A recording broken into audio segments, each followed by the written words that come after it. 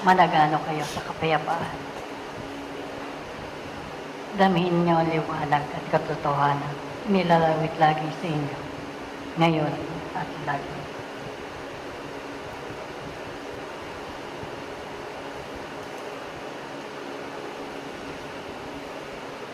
Masasaan pa ang mga pag-aaral na umaandulong sa inyong mga sariling pagkatao ay isang hudyat ng pagbabago sa inyong mga sarili. Kung gaano na kalayo ang inyong nilalakbay sa buhay na ito. Kung dumaraan man ang tao sa kapighatian, kahapisan at kaibigan, ito ang mga baitang na kinakailangang maalpasan ng lahat at bawat isa. Higit ang mga tiising nagdudulot sa inyo ng agam-agam at pagkatakot upang ang katawang laman ay magupo, masira at humantong sa kamatayan. Ang lahat ng iyan ay tinitimbang. Ang lahat ng iyan ay mga aralin, kapatagan ng lupa, upang ang inyong mga sarili matuto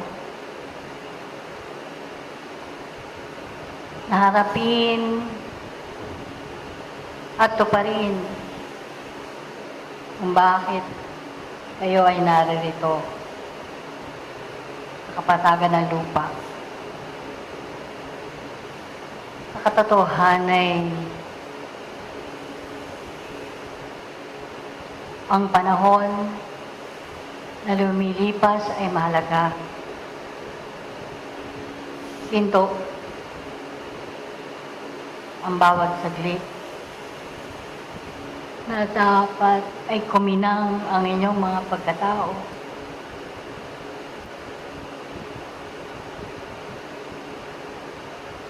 Sa mga bagay na humahandulong sa inyo, mabigat man o magaan. Ang mga pasan sa inyong mga balikat. Sapagkat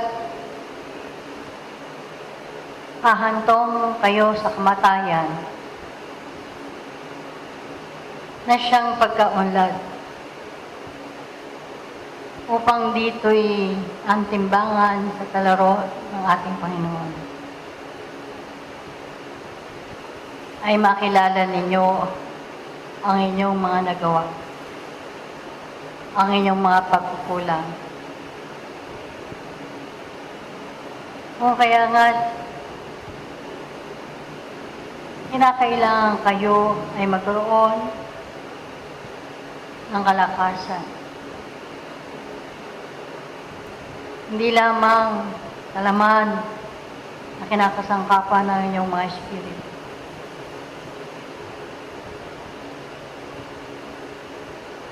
Kundi ang inyong mga tunay na ako na siyang magbabalik sa sinapupunan ng Ama.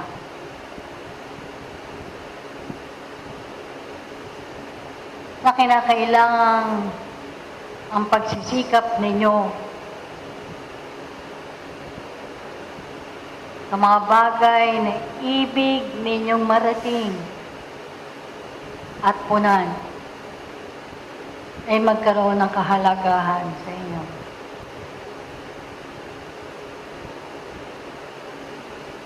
Dinadampian kayo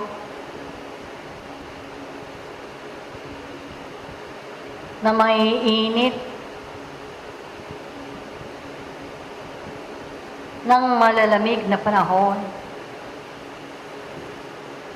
upang maramdaman ninyo sa inyong sariling anuman ang kapanahunan na dumating sa inyong buhay, ay magpapatuloy at magpapatuloy kayo sa pag-aaral sa buhay, patagan ng lupa, at tunay ninyong makilala ang inyong mga sarili upang kayo makapagsinop, umusat, at maglingkod sa abot ng inyong mga kakayahan. Kung sa munting paaralan ito, na kayo ay dumudulog upang maramdaman ninyo ang kaginawaan sa inyong mga laman, maraming tiisin sa mahaba ng panahon. Kayo, higit, ay nangangailangan ng disiplina sa inyong mga sarili. Kayo ang humihingi, kayo ang tumatanggap. At kung kayo'y nagkukulang sa mga panahon na dapat ninyong mailagi sa loob ng nunduyang ito, ay sino nga ba ang makadarama ng kakulangan o hindi kayo sa inyong mga sarili?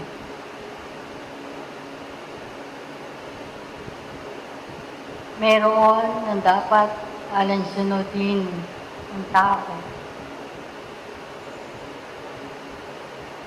Higit sa kapatagan ng lupa. Maging sa lunduyang ito o sa anong pamang pananampalataya.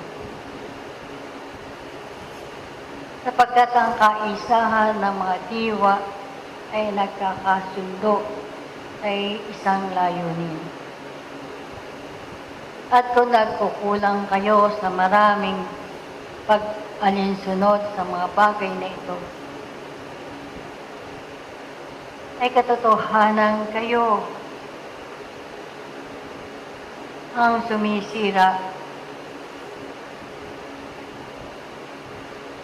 sa mga bagay na dapat na magawa ninyo. At kayo rin ang nakadarama ng kakulangan sa inyong mga sarili sapagkat hindi ninyo natupad ang isang kapangupaan na ibinigay ninyo sa maraming panahon. Kung gayon, lalapatan natin ng lunas. At kayo ang pangunahing lulunas ng mga bagay na ito. Kayo rin sa inyong sarili ang nakadarama ng mga kirot ng laman. Na kung hindi malinis ang inyong mga kaisipan, ay umiiral ang kagulumihanan sa inyong kaisipan. Anong man ang suhay na ibinibigay sa inyo, hindi ninyo nakukuha at naaakit. Paano'y nagsasalimbayan sa inyong kaisipan ng iba't ibang alitiktiging nagbibigay sa inyo ng hindi pagkatahimik ng inyong kaisipan o pagkakaroon ng kapayapaan nito. Kung gayon, ano ang inyong magagawa? Kundi ugnay ang inyong kaisipan, patahimikin, at magkaroon kayo ng sapat na lakas na maalis sa inyong mga kaisipan ang maraming alitiktiging negatibo na siyang umaakit upang kayo ay hindi mapayapa sa inyong sarili. gayon din sa inyong mga damdamin at kalooban. Na kung naririyan ang init na simbuyo na laging pinaiiral ninyo sa lahat ng panahon, ay nakadarama kayo ng pagkabagabag at hindi pagkaunawa sa inyong kapwa na kanyang nararamdaman. Nakatitisod kayo sa inyong mga kapwa. O kaya nga, ano rin ang inyong magagawa kung hindi linisin, padalisayin ang tibukin, pintigin na inyong kalooban at damdamin.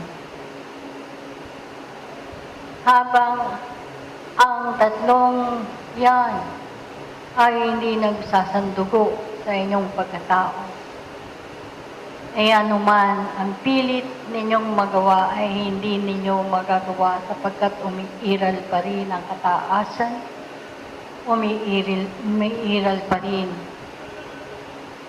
ang mga paghangad ninyo sa maraming bagay na darama na inyong palad.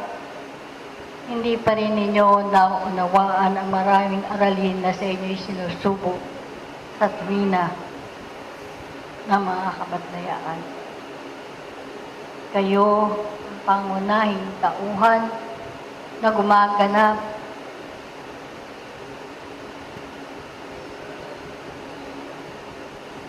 sa lupang ito.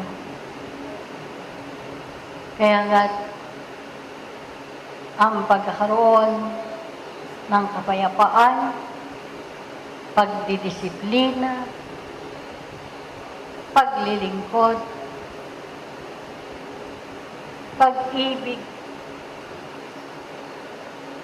ang mga bagay na iyan ay kinakailangan ninyong punanin sa inyong mga pagkatao.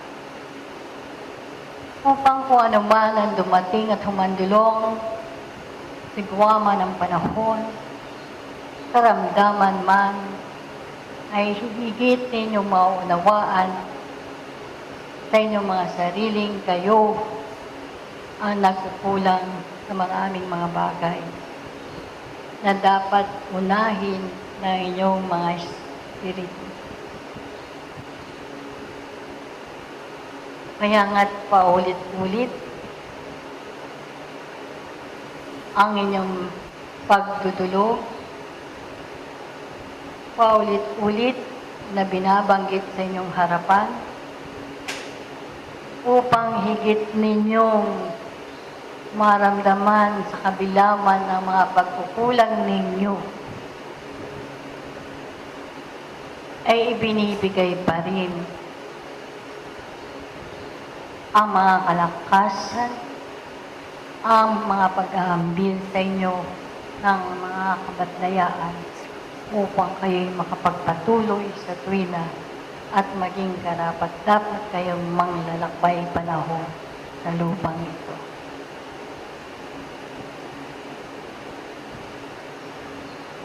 Ang 30 minuto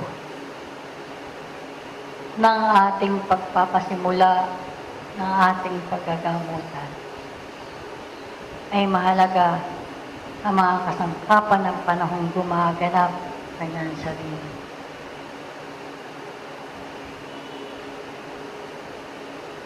Ang 15 minutos ay mahalaga para sa mga kapatid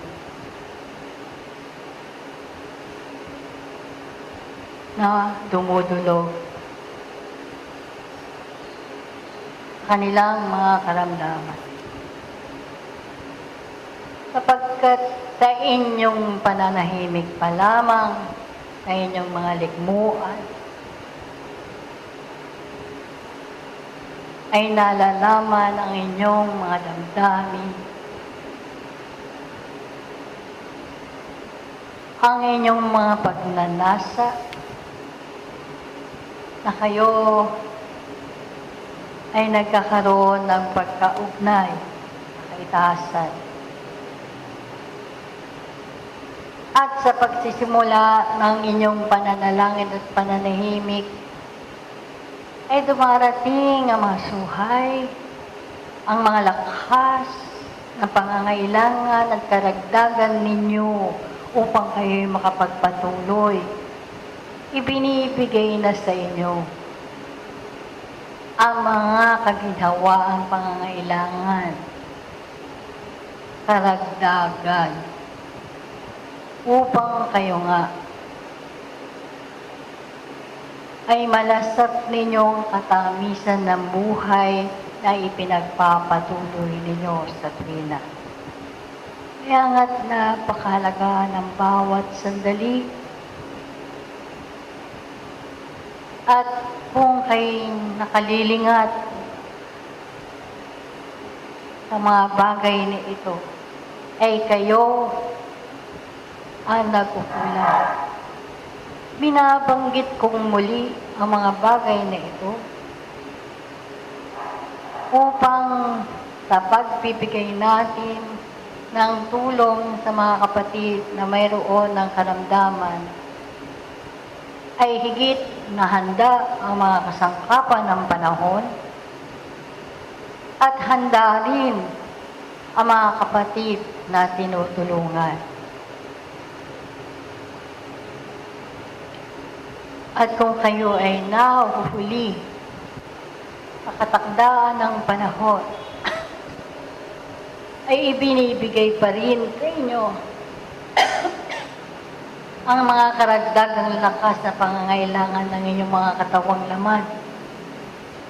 Sapagkat hindi nagkakailit kailanman ang kapatbayaan sa sino mang dumudulog. Ngunit kinakailangan natin ng pagdidisiplina at pag-aalinsunod sa mga patakaran sa loob at labas ng ating lunduyan. Sana'y maunawaan ninyo, mga kapatid, ang mga bagay na ito. Sapagkat ang nagkakaisang diwa, nagkakaisa sa pakikipag-ugnayan, ay nagbubuo na isang matapat at may lakas upang magsandugo ang inyong mga sarili at tunay kayo maging karapat-dapat sa tungkulin na inyong ginagampanan. Kaya nga, kung nahuhuli ang mga kapatid na sa ating dumudulog, ay naririyan ang pases magnetiko. Ang iniksyon.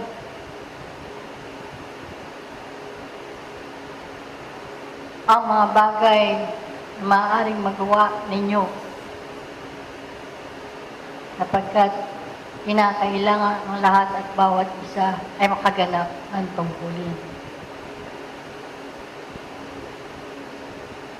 Kung gayon,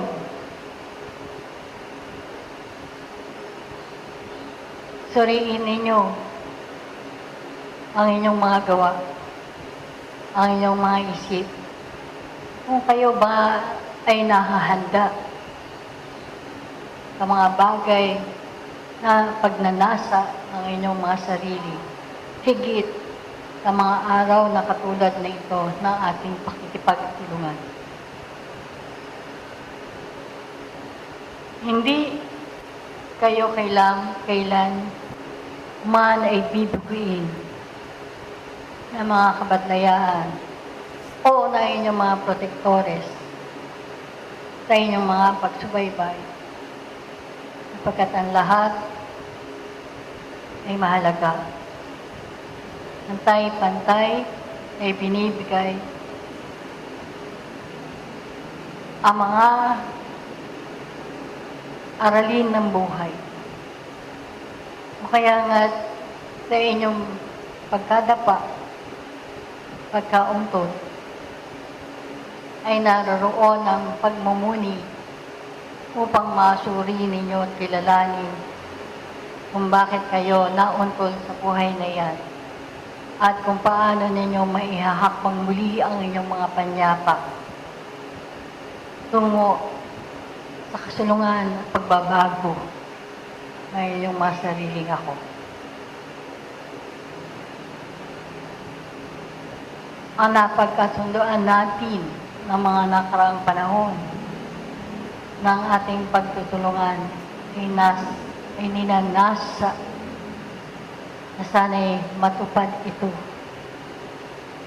sapagkat lagi na nakalilimot kayo sa inyong mga tungkulin. Higit ang katahimikan sa loob at labas ng lunduyang ito, hindi lamang sa araw na ito, kundi sa araw ng ating paghahandog ng ating sarili sama sa araw ng linggo. Gayon din, ang mga kasangkapan ng panahon na lagi na'y maihanda, maiugnay ninyo ang inyong sarili nang wala kayong pag-aalinlangan sa inyong mga tungkulin sapagkat alam ninyo ang biyayang ipinagkaloob sa inyo ay pinagnasaan at pinaghandaan ng inyong mga pagkatao upang mahangad ninyo ang biyayang ito at makapaglingkod kayo sa abot ng inyong mga kakayahan. Ninanasa ko na kayo ay makarating katagumpayan ng inyong kapangukuan. Hanggang marating ninyo ang sinapupunan ng ating Ama na wala kayong pagsisisi sa inyong mga sarili sapagkat ang hinahangad ng inyong mga espiritu'y ang kawagasan at kayo ay makapagpatuloy na maisagawa sa katuparan ng mga bagay nito sa pamamagitan ng inyong paglilingkod sa inyong angkang minamahal, sa inyong mga nakadaupang palad, at sa lahat ng inyong mga nakakasalubong sa buhay na ito. Magtipid kayo ng lakas higit ang mga kasangkapan ng panahon sapagkat darating ang isang unos na siyang magpapayanig sa inyong mga sarili at mapalakas ninyo ang inyong sarili upang kung dumating ang mga panahon ito ay handa ninyong matanggap ang anumang pangyayari sa buhay ninyo sa mga susunod na pagkakataon. Ang panahon ito ay taglagas at walang nalalagas sa tangkay ng panahon na walang kapahintulutan ng ating Ama. No, kaya nga, sikapin ninyo na sa maliit na paghakbang ay nakapag-iiwan ng mabuti at banal na panunundan ng inyong mga kapwang nasa inyong likuran. At kayo ay maging karapat-dapat tataguring kayo ay mga espiritista at mag-aaral ng panahon. Magpapatuloy tayo sa ibang